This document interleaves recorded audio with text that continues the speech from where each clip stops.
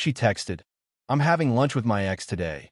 He needs closure for the 7th time this month." I replied, "Hope he finds it." Then I had lunch with her best friend, who'd been warning me about their affair for weeks. When we walked into the same restaurant, holding hands, and saw them in a booth. Original post. I, 29 male, have been with my girlfriend for a little over 2 years. We don't live together. She has a studio apartment. I rent a 1-bedroom about 15 minutes away. We talked about moving in together around our 2-year mark, and that date had come and gone without it happening. I told myself it was logistics. Leases, timing, money. Looking back, I think I already knew the reason was something else. Her ex. They dated for 3 years before me. The breakup was supposedly mutual. We just grew apart. She told me this on our 2nd date, like she was reading from a script. He moved away for about a year after the split, then moved back 8 months into our relationship. That's when the lunches started. The first one I didn't think anything of. She told me her ex had reached out, said he was going through a tough time with the move back, and wanted to grab coffee. She asked if I was okay with it. I said sure. I'm not the jealous type. I trusted her. Past tense, trusted. The coffees became lunches. The lunches became, he just needs someone to talk to. The someone to talk to became a standing Wednesday thing. Then it wasn't just Wednesdays. It was whenever he texted, which was a lot. Every time I brought it up, she had the same answer. He needs closure. He's still processing the breakup. I'm the only one who understands what he's going through. 3 years. They broke up 3 years ago. A man who needs 3 years of weekly lunches to process a breakup doesn't need closure. He needs a therapist, where he's already getting exactly what he needs, just not at the lunch table. Now here's where her best friend comes in. Her best friend and I have always gotten along. She's one of those people who's aggressively honest. The kind of person who'll tell you there's spinach in your teeth before you even sit down.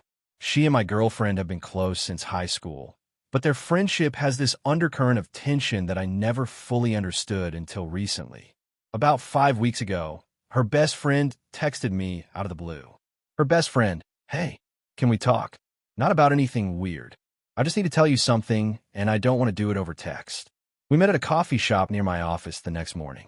She looked uncomfortable, kept stirring her latte without drinking it. Her best friend, "I'm going to tell you something, and you're going to be angry. Not at me, hopefully, but you're going to be angry." Me? Okay. Her best friend. The lunches with her ex aren't just lunches. I've seen texts. She leaves her phone open around me because she doesn't think I'd look. But she left it on the bathroom counter of my apartment 2 weeks ago, and a message popped up. It was from him. I won't repeat the exact words, but it wasn't something you'd text someone you're just getting closure with. Me, how bad? Her best friend. Bad enough that I screenshot it before I could talk myself out of it. She showed me. It was a text from her ex that referenced a specific physical detail about my girlfriend that you'd only know if, yeah, you get it. And my girlfriend's response was a string of emojis and "can't wait for Wednesday." I stared at that screenshot for a while.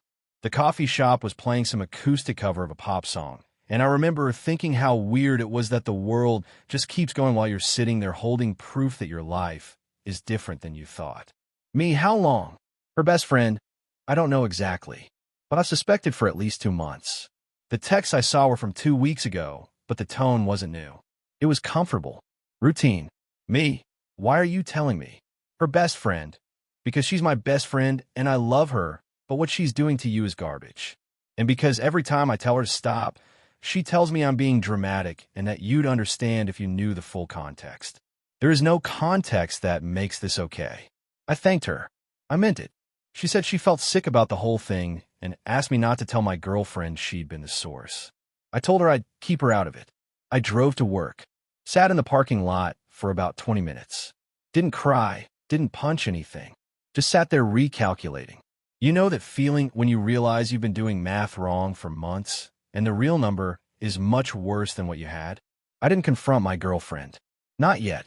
I needed more. Over the next 2 weeks, I paid attention differently. Not obsessively. I wasn't checking her phone or following her car. I just listened. And when you listen to a liar while knowing they're lying, you hear everything differently. He's just having a rough week. That was week 1. His therapist canceled, so he needed to vent. Week 2. I know it's a lot, but he's really struggling. Week 3. It's just lunch, babe. You're overthinking this. Week 4. 7 lunches in 1 month. 7. I know because I started a note in my phone. Dates, times, what she told me, what her best friend told me she actually saw or heard. Not because I was building a legal case. Because I needed to see it in writing to stop making excuses for her. During that same 2 weeks, her best friend and I kept talking.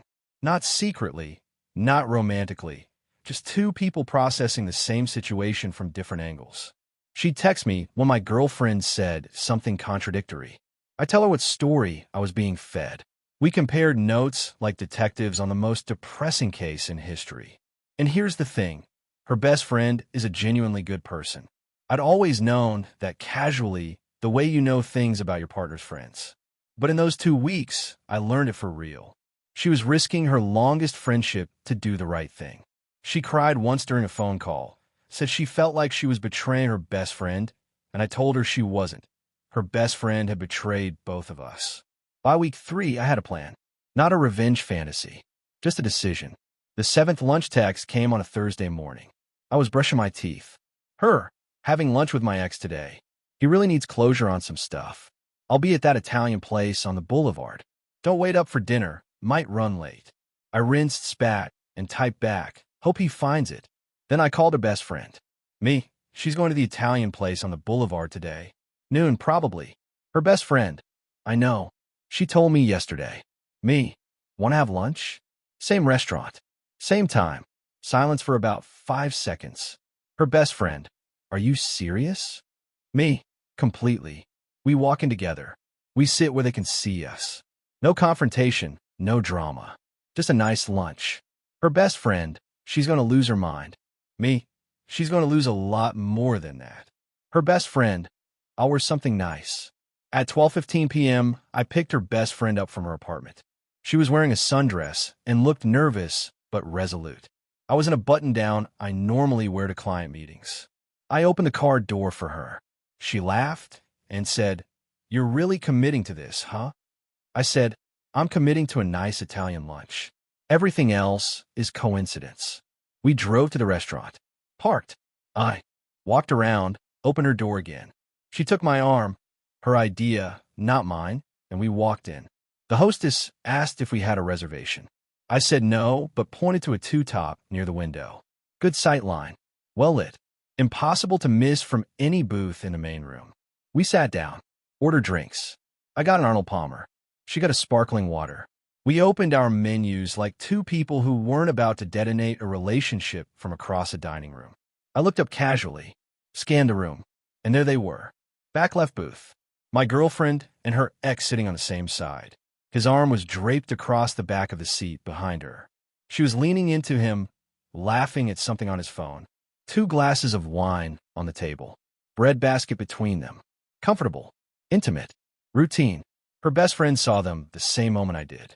She reached across the table and squeezed my hand. Not for show, because she could see my jaw tighten and she knew what that moment felt like. Me. There they are. Her best friend. Same side of the booth. Classy. Me. Should we order appetizers? Her best friend. Absolutely. Get the calamari. We ordered. We talked. We laughed about things that had nothing to do with the situation.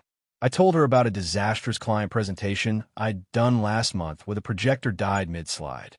She told me about her sister's dog who'd eaten an entire rotisserie chicken off the counter, foil tray and all. It was genuinely a nice lunch.